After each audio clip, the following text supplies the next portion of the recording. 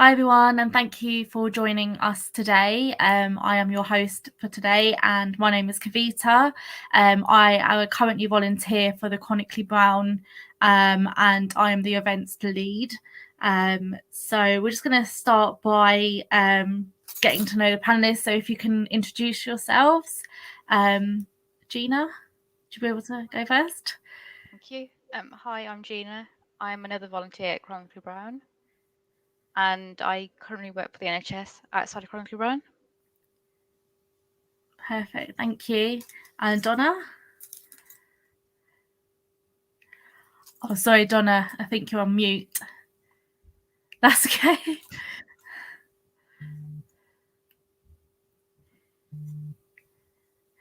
Sorry, yeah, that's okay. Hi, my name's Donna Nahal. I have multiple sclerosis. I was diagnosed at the age of 17. I'm using my experiences to empower others. I'm a patient advocate and patient specialist. Yeah, that's who I am. Thank you for joining us. And Rashmi? Hi, I'm Rashmi Becker. I'm the founder of an inclusive dance company called Step Change Studios, and we support disabled people to dance. I'm also guardian to my older brother, who is disabled. He has autism, learning disabilities, and a visual impairment. And I am also a board member of Sport England, and I am their champion for equality, diversity, and inclusion. That's absolutely amazing. Thank you all, and thank you for joining us. So I'm going to just start by just giving some general questions. So this can be to any of you, or so if you want to like answer these, then anyone can answer these. So we're just going to start by saying, what kind of experiences have you had from family and friends about your disability? Does anyone want to go? Yeah, I don't mind going. With my family, I've received unconditional love and support, and I'm really, really grateful for that. My family, because I was diagnosed my friends, because I was diagnosed at 17, obviously what I could do changed, and I wasn't able to participate in the things that I used to. So naturally, my friendship and my friends dropped off gradually. I don't blame anyone for that. It was just a natural thing to happen. The special ones, they stayed, and they're still here today.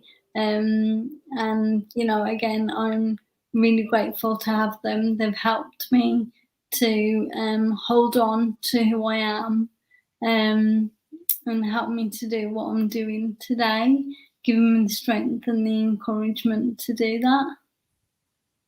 Thank you so much for sharing. That's really good. It's really nice to have like support from family and friends, especially when it's difficult, living through an illness. Yeah. Again, anyone can answer these. Have you found it easy to speak about your disability with family and friends? I'd like to take this one, please, if that's okay. Yeah, of course. I think family, it can be sometimes a bit of a challenge. I think personally for me, because one thing I did forget to mention is I have cerebral palsy, and part of it means that I have cognitive problems. I hope I said that right. So sometimes it can be hard for me to express what I need to say. But I'd say also from my friends, they've been absolutely supportive of me. So yeah. That's really good. And this can be for anyone, again, like I've got loads of questions. How do you best manage your disability? It's all right for me to say of course, yeah. At the beginning, I didn't really know how to manage it. Fatigue is a major problem for me. It's a symptom that can't be seen.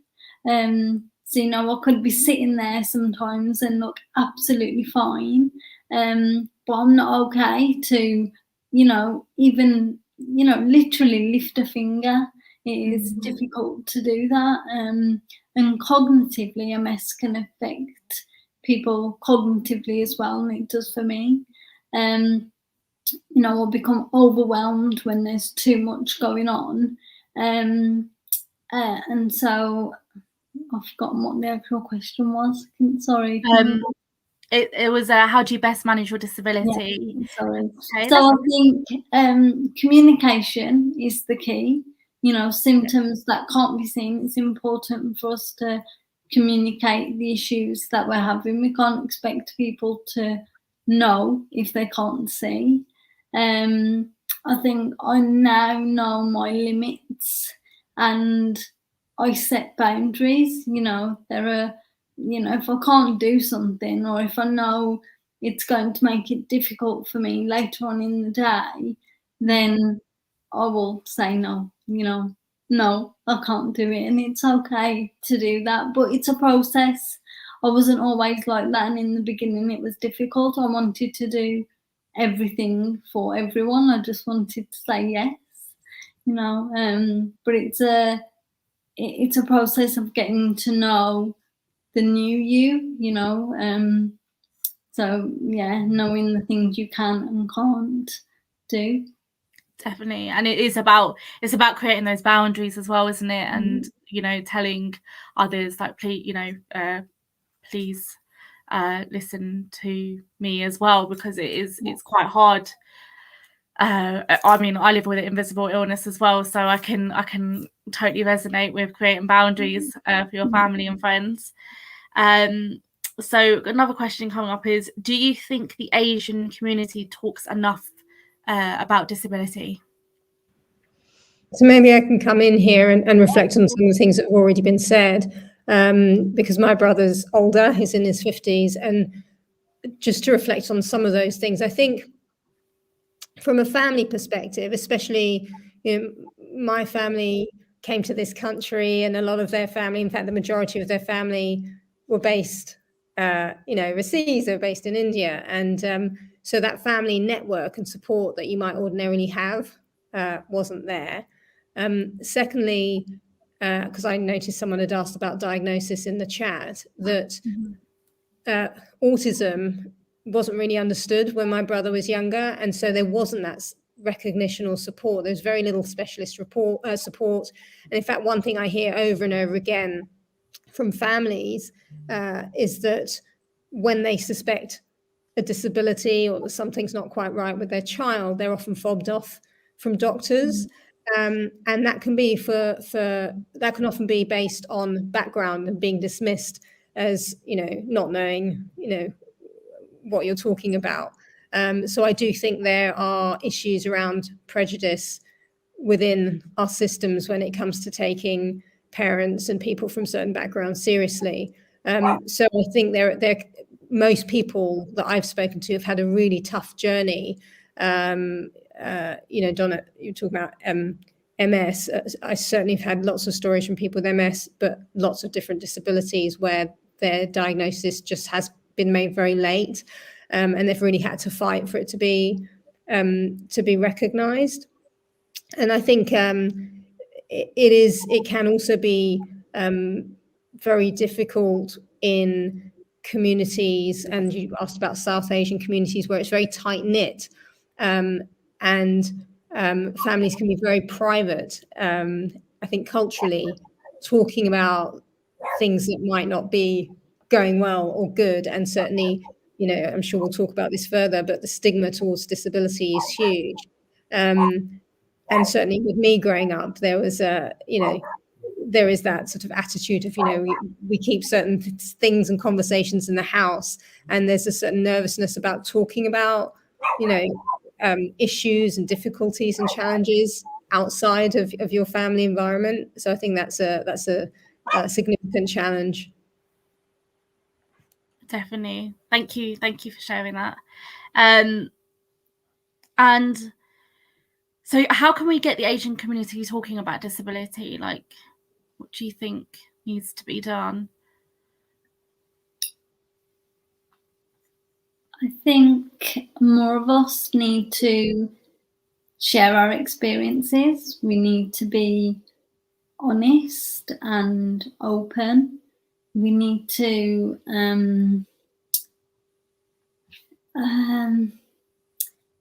I think it's, when we see ourselves, because I think, I'm going to go off on a bit of a tangent, but I think, I know myself that I didn't see myself reflected in the MS groups that I was going to, because there weren't any Asian people there.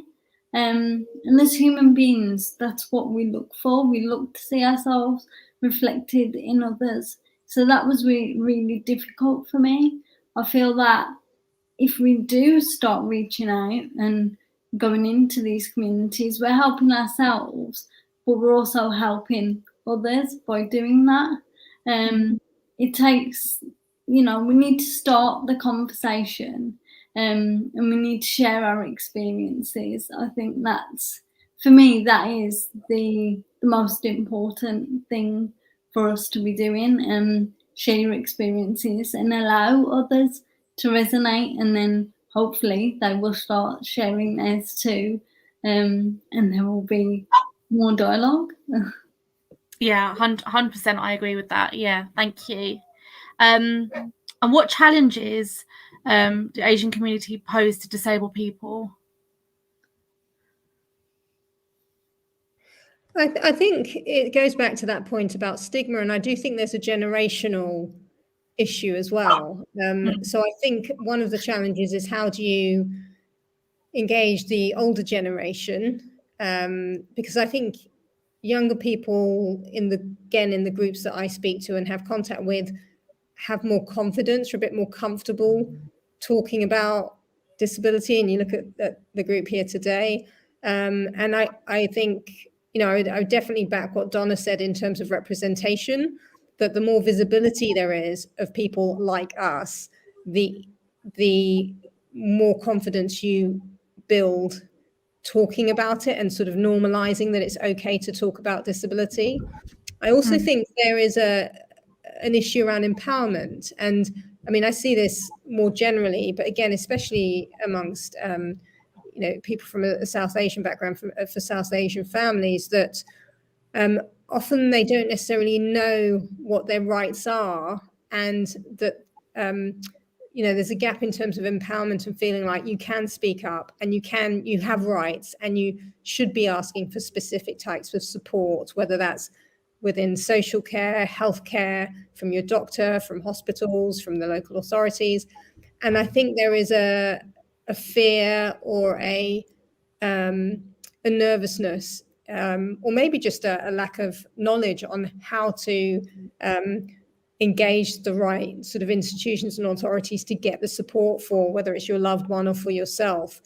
So I think there's a mixture. I think there's an issue around stigma amongst generations, and needing to engage older people and to normalize conversations that are uncomfortable.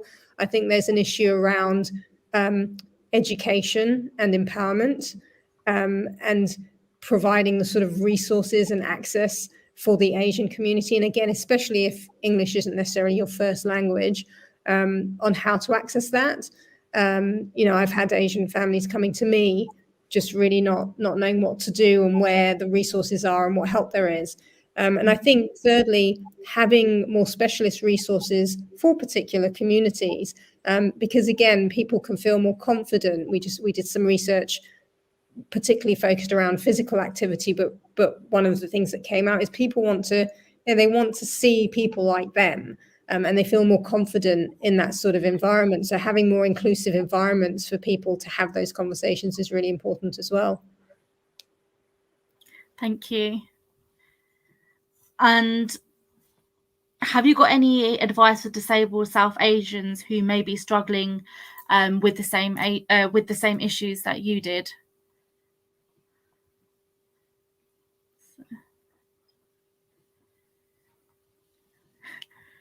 I'll come back. I would just say reach out. Reach out. Don't, suffer in silence. I know for me, for a long time, I became withdrawn. I was alone with my thoughts, which, my unhelpful thoughts, which was not a good place to be. And I didn't want to share that because I wanted to protect my loved ones around me. And looking back in hindsight, that wasn't the best thing to do. Reach out to those around you, find a community, get involved. There are people out there who will greet you with love and kindness. I know because I've experienced it. So yeah, that is the first thing I would say. Don't do it, or don't try to do it on your own. You don't have to, because you're not alone. Thank you. Thanks. And do you believe that the South Asian education system should begin educating about disability from like the early life stages? Sorry, can I come in again? Yeah, of course. Yeah, this is anyone. Yeah. Absolutely. Yeah, I think these early experiences and these, the things that we hear and we learn in these early stages of life, we take in to our lives in adulthood, and they shape who we are and the views and the attitudes that we have. So yeah, I think it's not just in the South Asian community. I think in the whole of society, it's important for us to do that. Children shouldn't be scared of talking about disability. Disability is, it's estimated to affect 1 in 5 of us at some time in our lifetime. So I think we owe it to kids to prepare them, let them be ready, Yeah, I think it's important for children.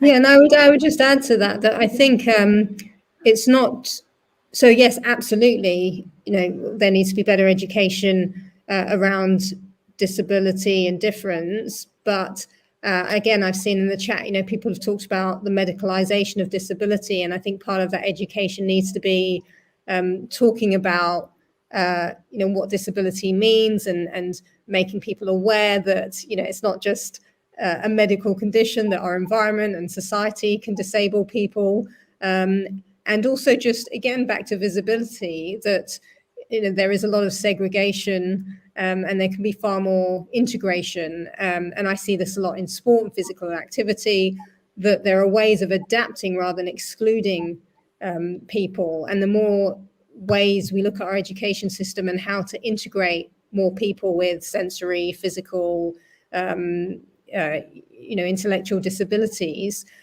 the more used to diversity people become, and that education process happens formally within a classroom, but it also happens outside, whether that's in the playground or playing sports and through friendships. Donna had mentioned losing friends and said, you don't blame them, but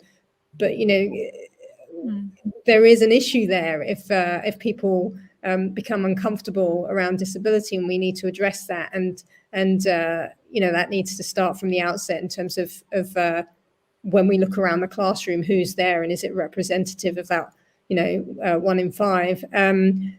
And I also think again, I've seen a comment around advocacy groups and charities, and again I think that education outside the classroom, some charities, I think MS does have an Asian specialist group and focus, because they recognize the value of having a more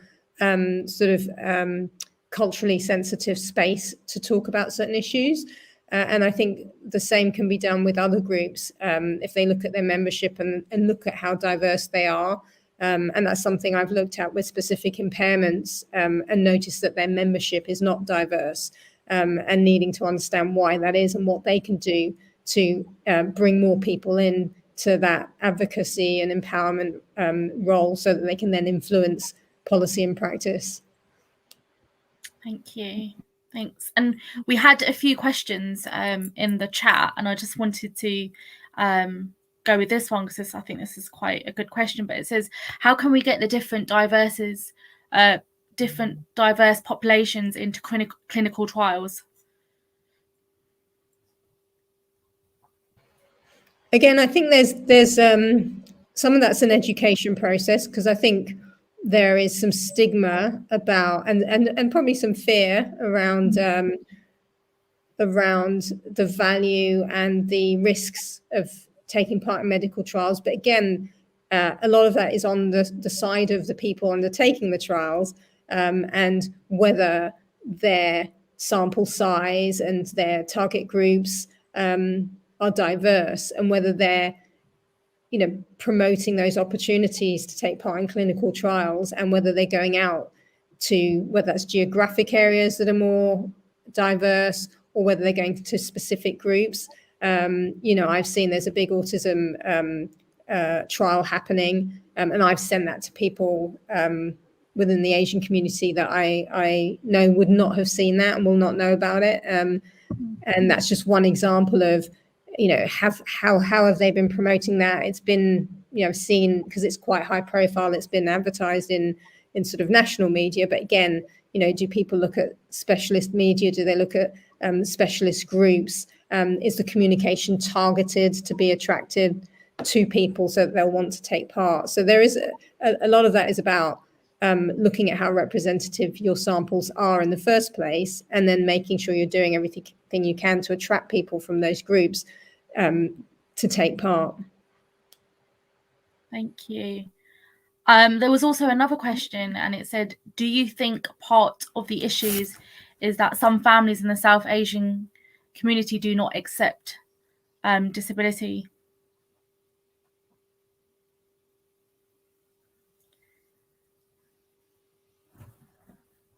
Has anyone had that before? Yeah, I think it goes back to what I was saying about stigma. That in some cultures, and within the South Asian community, there is a shame. There is a sort of feeling, whether it's parents somehow feeling, they've failed, or somehow they're responsible for what's happened. But also, it's this very sensitive subject to talk of, and it's quite, I think, it can be controversial. But I've worked in other cultures. Maybe if I mention, I've worked in other cultures where there's a real shame, when it comes to mental health. People would rather seek treatment overseas so that it's a secret and no one knows, what's happening in their family. And there is, I'm trying to think of the word in Hindi, but it's like that shame, bringing, that shame on the family. And there is that feeling still about not wanting to talk about. I think there are certain types of disability that carry more stigma as well within families, and I think particularly mental health. Things that aren't seen. I think there is still a traditional view can dominate, and it can be quite difficult to have those sorts of conversations, especially where you're in households that are more patriarchal. And being able to talk about, things like feelings and seeking, whether it's counselling or the sort of support you might need, can be very challenging. And I know, we're sort of generalising, and there are exceptions, and this isn't every household, but again, it depends on background and so on. But I think it is heightened within South Asian communities, especially where it's more close-knit. Thank you for sharing that. Thank you. And this is the last question for just the general question. So would you like to share your thoughts about how to tackle South Asians who are negative towards disabilities, which I think we kind of covered a little bit about that, but if anyone has anything else to add. I think I'd echo what Rashmi said about providing education. You know, it's not although it's not our responsibility to educate others about our disability, but I suppose don't meet these attitudes with hostility, because it's just making it a negative experience for both. If you can provide some education, or maybe or signpost some resources that you know of that they may be able to access, because I know Rashmi touched on this as well, that there are barriers to accessing information, and that's something that I'm really trying to better as much as I can personally. But yeah, if you can signpost things like that, you know, I think as people learn more through us, as people who have disabilities, they may get a better understanding, and that's the only way that we're going to gradually change these negative attitudes. Thank you so much for sharing. Thank you. So we are now going to have individual questions for both of you. So I'll start with Rashmi. Thank you for joining us today. And these are just some of the questions for yourself. So I know you do something called Dance Dosti. Could you tell us more about that?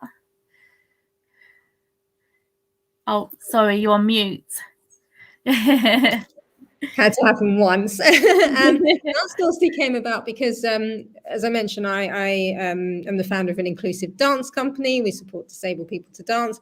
And I had been working with a number of charities that support blind and partially sighted people. And actually, this links back to what I was saying earlier. I was talking to them about how diverse they were. And a number of those organizations saying actually they're not, and they would like to, engage more people from a South Asian background. And coming off the back of the pandemic and the peak of the pandemic, it was widely reported that there was a disproportionate impact on on disabled people, on people from Black and brown backgrounds, and so just joining those things together. I sort of created Dance Dorsey in partnership with Metro Blind Sport. We received a grant from the Vision Foundation, and it was a really ambitious sort of initiative where I just wanted to experiment and create a number of resources and opportunities for people from a South Asian background who were blind or partially sighted to be active through dance. And so the first phase was creating some digital content. So we created over 100 dance videos, so workout videos and audio sessions in 4 languages. I would have loved to have done more languages, but we did what we could with the budget. So that was in English, Gujarati, Hindi, and Bengali. And so there are different styles, there's Bollywood and Bhangra, there's Latin, contemporary dance, classical Indian dance. And so they're audio described, and they're presented in a way to hopefully make it easier for people with sight impairments to take part. And then we're currently starting a number of pilots in London in areas where there are higher South Asian populations. So I think it's Ealing, Brent, Tower Hamlets, Newham and Harrow. And again, we're running 12-week pilot dance programs for people with sight loss from a South Asian background to support them to be active. So again, it's a massive learning experience in terms of some of those things that we were talking about, the barriers, the challenges, building that confidence to come to a physical space and take part and to challenge those issues with confidence and being able to come out of your home on your own. And so we have a volunteer program as well where sighted people, help people come. So we're doing one in Southall at the moment, and they support them to come from the bus stop or the station. And And then we're also contributing to better practice. So we're running some training sessions for the dance and fitness sector, training them on how to support people with sight loss, but also about cultural awareness and sensitivity. We've done some research around that to see what their understanding is. We're creating some resources and some tools to support better practice. I've held some discussions and focus groups with South Asian women who have sight loss, and talked about some of those cultural barriers. So I was drawing on some of that when I spoke earlier. And some of the things they've talked about is our cultural or sort of family issues about being able to go out and take part in dance, and dance itself, can not everyone approves of, they were saying. And in a way, they were asking for online stuff because they felt at least they could do it at home where no one can see them. And there are issues around mixed gendered classes, for example. It's the project is very much an experiment, but trying to do something proactive and positive. We're learning from it so that we can share that learning. We're trying to improve better practice. And we're hoping, and we're sharing all that practice with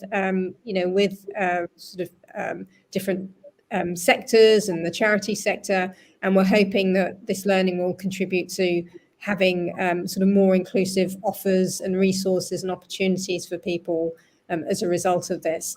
So we're just, as I say, we're on our second pilot out of 5. And the resources are still available at dancedorsty.com. It's completely free. It's been a highly pressured and really interesting project. And as I say, just in terms of learning those cultural nuances and what different people's needs are, the different generations, and how to engage them, who the key communities are and ways into those communities, what matters to people. So it's I think projects like that are really important because they also contribute to changing and influencing how other people work. So even if more mainstream organizations see what we're doing and try to sort of build a little bit of that into their practice, we're hopefully making a more positive difference. Wow, that's incredible. That's amazing. You made such amazing work. And so my second question is, why did you start Dance Dorsty? Was there like a particular reason why you started it? So off the back of what I said, it was a mixture of the pandemic. So I mentioned, my brother has severe disabilities and he lives in a care setting, and physical activity is so important to him, and it helps him manage his anxiety and just really important for his quality of life. And of course, in care settings, everything stopped. And it was really, really hard. And I was, you were constantly hearing reports on the news of what was happening in particular communities and the impact on disabled people. And, various Sport England, Activity Alliance are 2 organisations that have done research on physical activity, and they've found that disabled people's inactivity has risen far greater than non-disabled people, and it's the same with people from South Asian backgrounds. And so it was all that sort of more negative news and trying to think about what little bit you could do to try and make some sort of positive difference. So that was the sort of the stimulant in a way. And then having that led to the conversations with various blind charities to say, because I work with them a lot, and I'm conscious that the groups we teach are not diverse. So I was asking, why is that, and how diverse are they, and how in touch are they with, with people, that aren't necessarily, sort of white, middle class or whatever. And on the positive side, and what I would say to others that are interested in advocacy or trying to change things is, people are, I don't think I've ever or rarely come across any negative feedback. People want to engage, they want to be more inclusive. A lot of the time they just don't know how to be. And they need some sort of support to help steer them, or to help enable them to do more. And so the response was really positive. And so the will was there. So then it was about the challenge of how do you, I think because also people over time, if they're not engaged, then they can become disengaged. And so trying to overcome that apathy can be really difficult. And I think that's where the space we've been in, where you're trying to do something and you want people to feel like, this is really something positive that they can take part in, and it's okay and it's a safe space, and they'll be supportive. And some of our dance students have said, I don't want to look funny, I don't want people making fun of me. So they're really conscious of how they come across, and so just building that trust takes a long time, but it's really important. Definitely. Thank you so much. And just lastly, does caring for your brother impact your current work? I think you said that he was cared for, but definitely.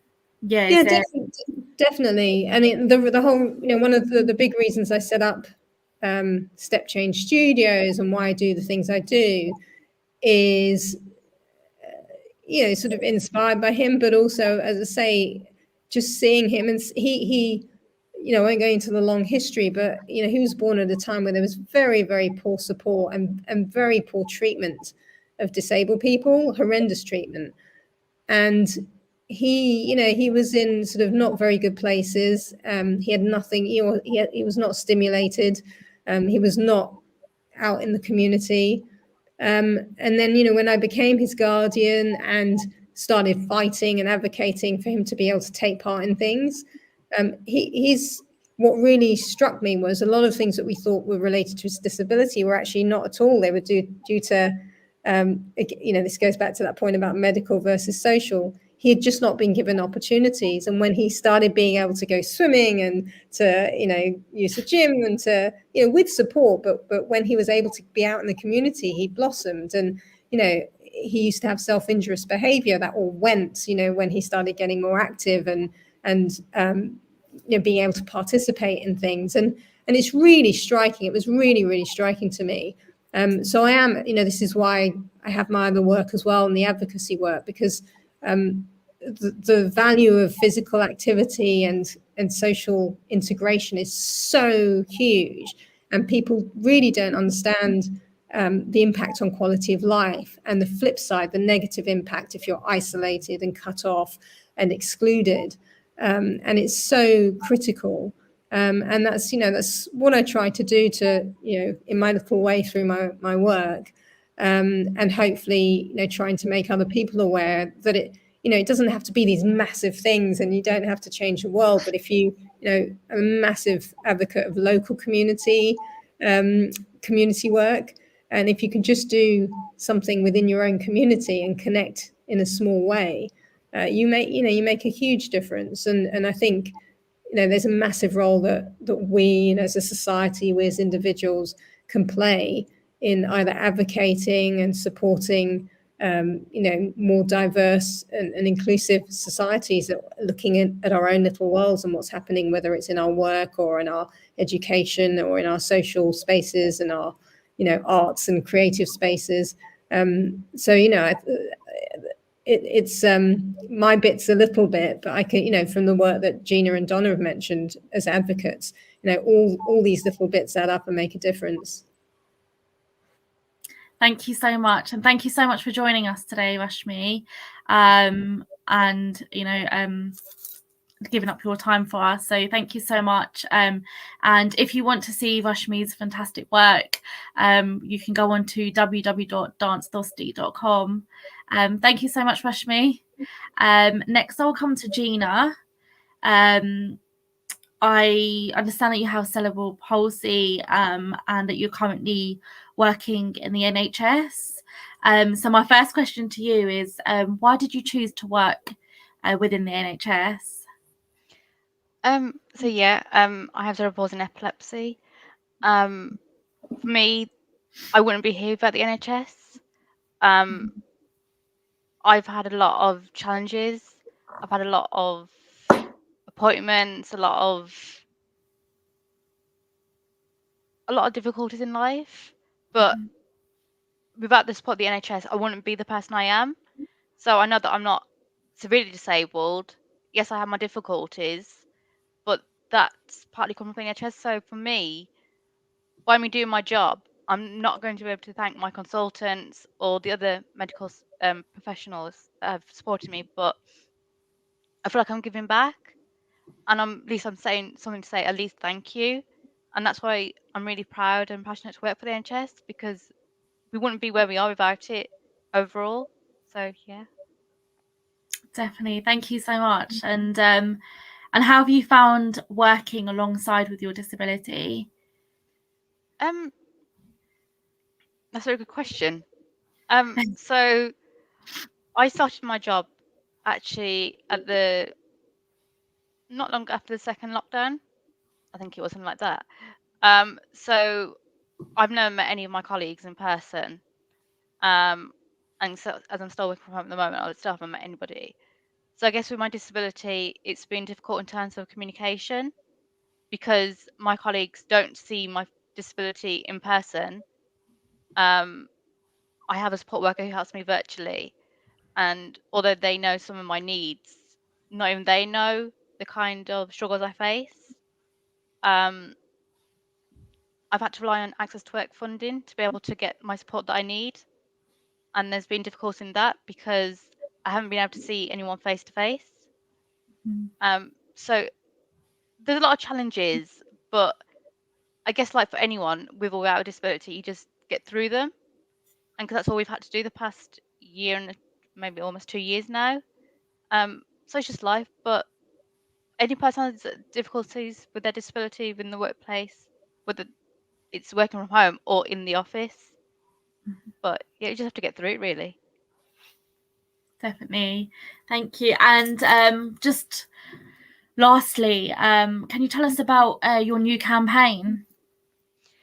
Yes, my campaign. So this campaign happened overnight. As I said, I have cerebral palsy. My cerebral palsy affects my left side. So I can't use my left hand at all. Everything I do is with one hand. And it's all I will ever know, because I will never be normal in the sense of being able to use both my hands. So my campaign is based on highlighting the physical challenges and barriers that people with cerebral palsy face through doing an everyday activity one-handed. This could be like traveling public transport, going shopping, making a cup of tea, things like that, and posting it on social media with the hashtag CP Everyday Life. I chose that hashtag because it's pretty much everyday life for anyone with CP, and that's me included. So yeah, there's also a Twitter, Instagram, and Facebook account. Facebook page with @CP Everyday Life. That I would like people to tag into the posts. The campaign has also been featured on BBC WM, GB News, and the Express and Star.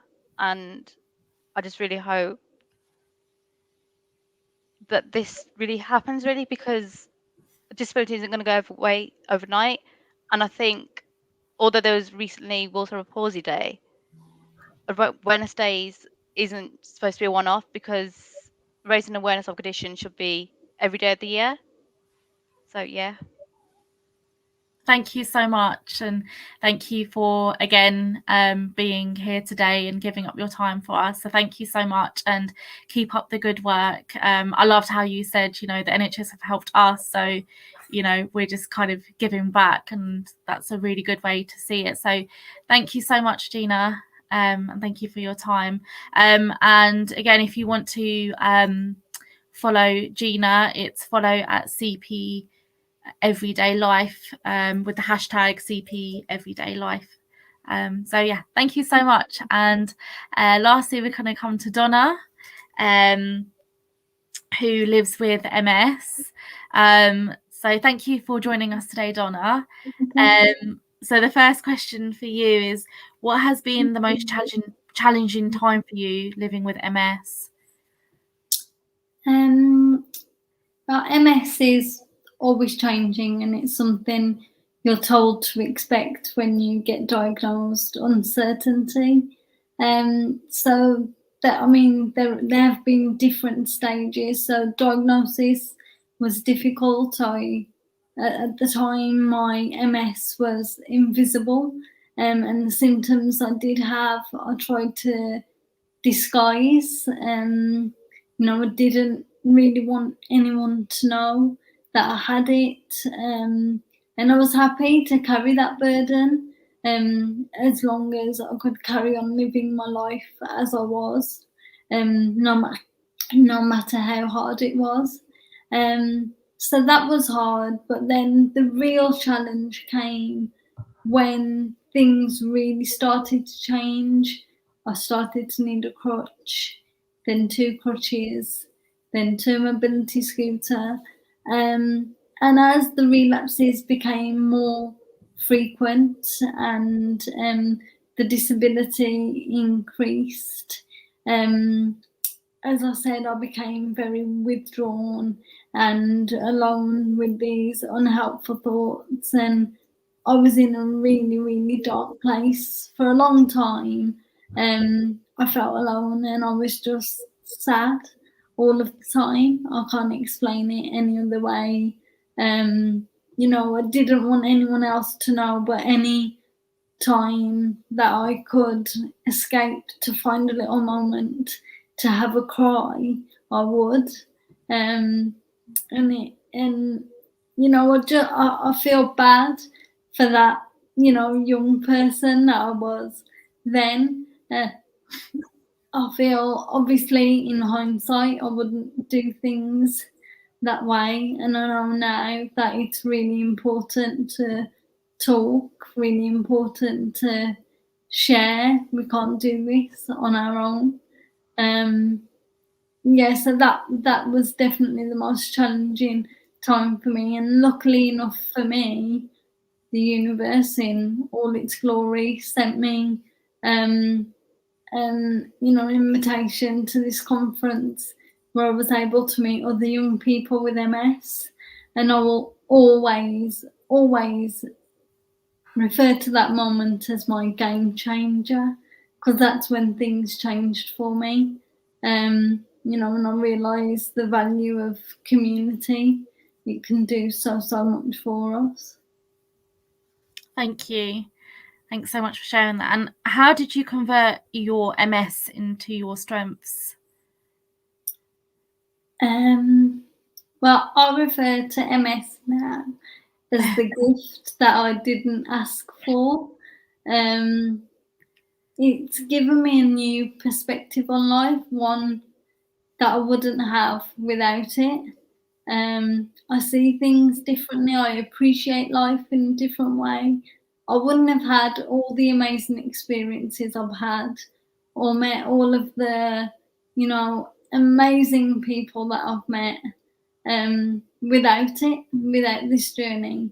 And so, yeah, I do. I think now, by sharing these experiences, I feel like I've turned a negative into a positive because I'm helping others. Definitely, thank you. And lastly, I know you said you advocate for MS. So through your work advocating for MS, how have you found the Asian community to interact with this? On the whole, positive. I think people have been pleasantly surprised that I've been so honest and open about my MS and my experiences and my journey. Yeah, people have been very encouraging, telling me to go on. When because I was in the Stop MS advert for MS, and when I did that, I remember having a conversation with someone, and they said, "Okay, so why are you doing this?" And I said, "Because we need to be visible. We need to, you know, show people that they're not alone, that there are other people like them who have this condition." And that person said to me, "Why you? why do you have to be the change? And then I said, well, why not me? You know, there has to be a change. Someone has to start this process. And it was really important for me to participate in that campaign. I was really grateful for the opportunity. Thank you so much. And just a quick question from the audience. Someone asked if you are on any MS drugs. I am, yes. Yeah. I mean, I don't mind discussing that, but obviously, you know, everyone should take into consideration their own situation. I've been on Tysabri for a long time now, and it's the drug that I'm still on today. Thank you so much. Thank you so much to all us. Oh, sorry. There was one more question that's just popped up. It says, MS has always been seen as a Northern Hemisphere disease. Asians do get MS, but have you met many Asians with MS, and what can you do to help and advocate? As I said before, I didn't meet any Asians with MS. I didn't meet any young people with MS for a long time. I think it would just be what I said before about encouraging people to get involved, and helping to break down these barriers to accessing information and accessing these, you know, experiences that people like me are sharing. So I shared my experience, and a pharmaceutical company were kind enough to make a cartoon of that, and then I asked them to narrate it if I could narrate it in Punjabi. They agreed, so that's out there now. That's on YouTube, on the Boyagen YouTube page. You can see that there, and that for me was quite a momentous, you know, thing to have happened. I was like, these are the kind of things that we need. Thank you so much, and thank you so much for all our speakers today, and you know, sharing your time and letting us know a little bit more about yourselves. So thank you so much. I think we are going to wrap it up there. So thank you everyone so much for watching today. And like I said, we are chronically brown. So we have an Instagram where you can join us and it's called @chronicallybrown, and also we are on Twitter @chronicallybrown too.